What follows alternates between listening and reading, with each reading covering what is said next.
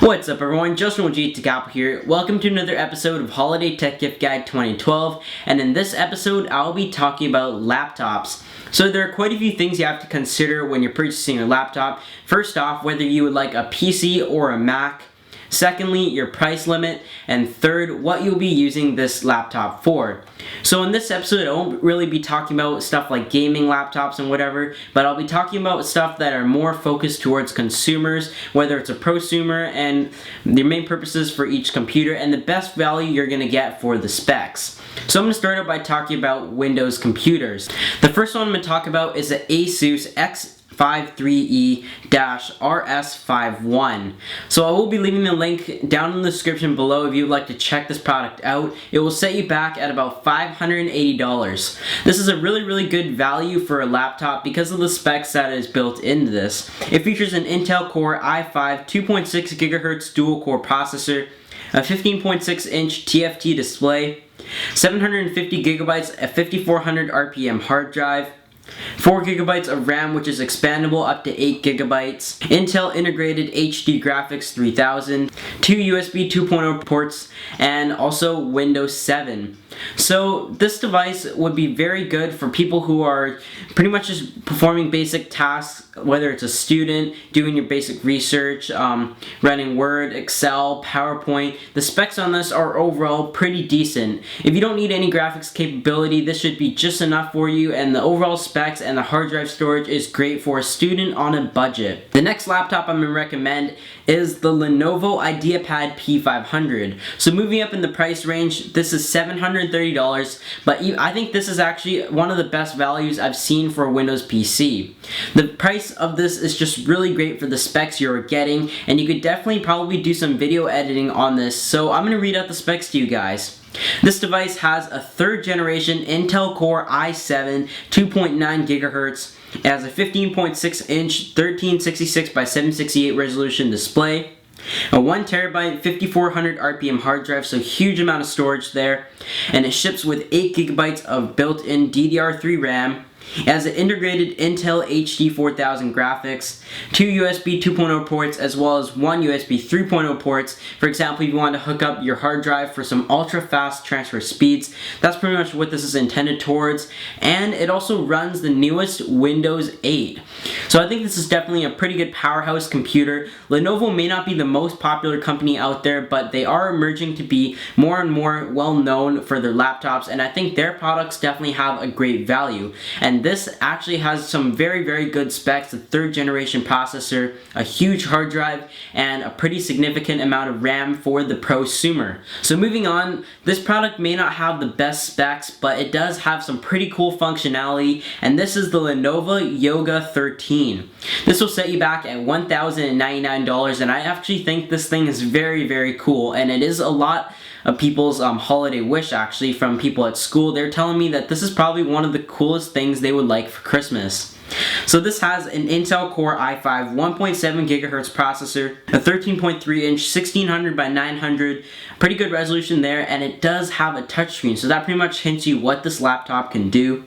It has 128 gigs of SSD storage, and it is also coming in a version of 256 gigabytes, so it is available in a few models, but I'm just giving you guys a suggestion on the model that I'm going to recommend here that starts at $1,099.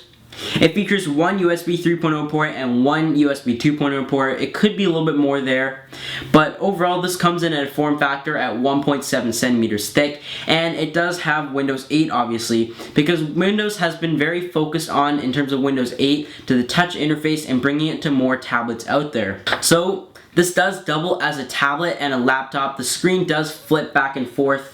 For example, this is an iPad mini. You're going to use it as your laptop. You can go ahead and flip it back and use it as your tablet. So I definitely think this is a pretty cool functionality. So now moving on to the Macs. A lot of people will have different intentions on their computers when they're deciding whether they would like a PC or a Mac. So the Mac, in my opinion, has a nicer user interface, a more simpler user interface, but there isn't as much versatility. And for anybody doing something like photo editing, video editing, production stuff, media kind of stuff, I definitely have to recommend the Mac, because that's pretty much the reason why I am using the Mac, although I do really like PC as well.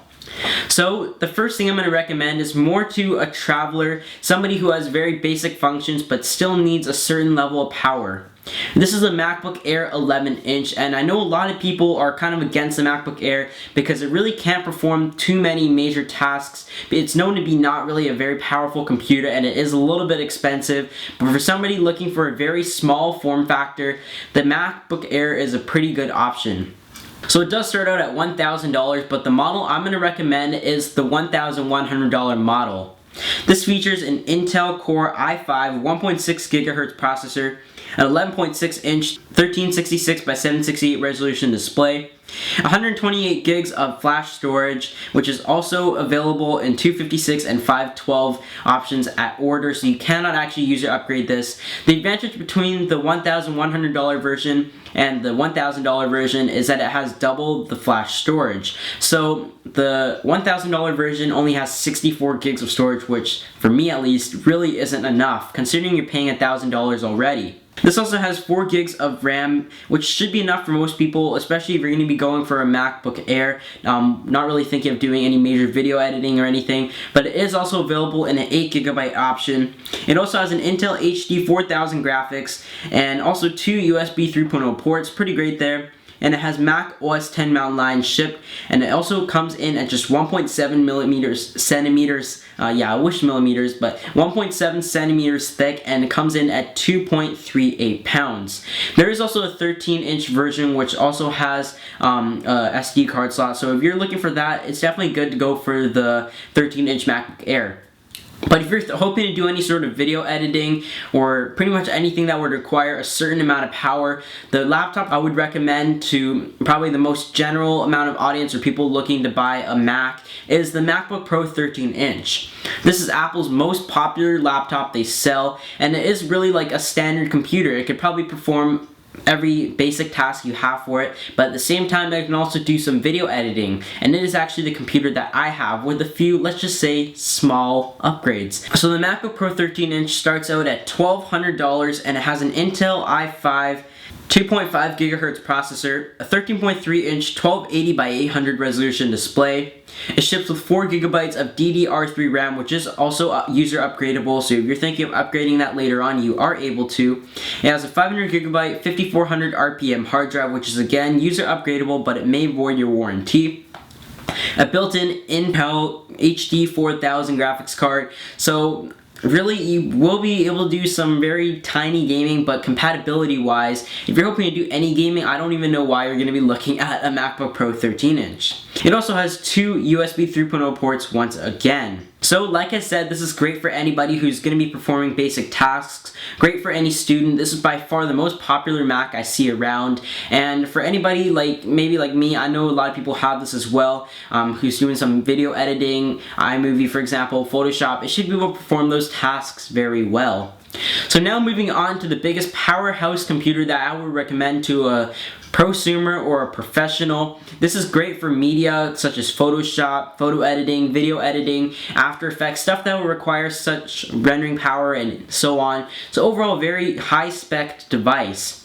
This is a MacBook Pro 15-inch with Retina display, and it starts out at $2,000. So it has a 15.4-inch 2800 by 1800 Retina display, a 2.3 GHz i7 quad-core processor, 256 gigs of SSD storage, and it is also available in a 512 and a 768 gigabyte flash storage. The price is gonna ring you up quite a bit when you get up there, but it is also an option that is available if money isn't a problem.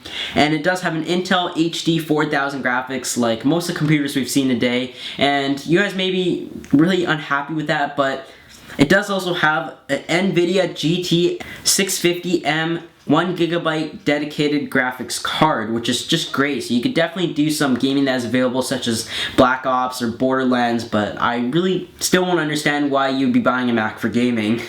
And it also has a dual Thunderbolt port for fast transfer speeds, Ethernet, etc.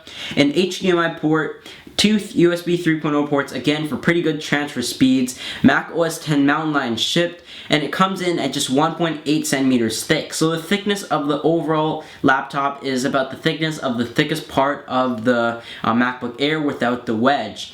So I definitely have to recommend that for the power user. Anybody who wants probably the best you can get for like the media type computer, which is the MacBook Pro 15-inch with Retina display.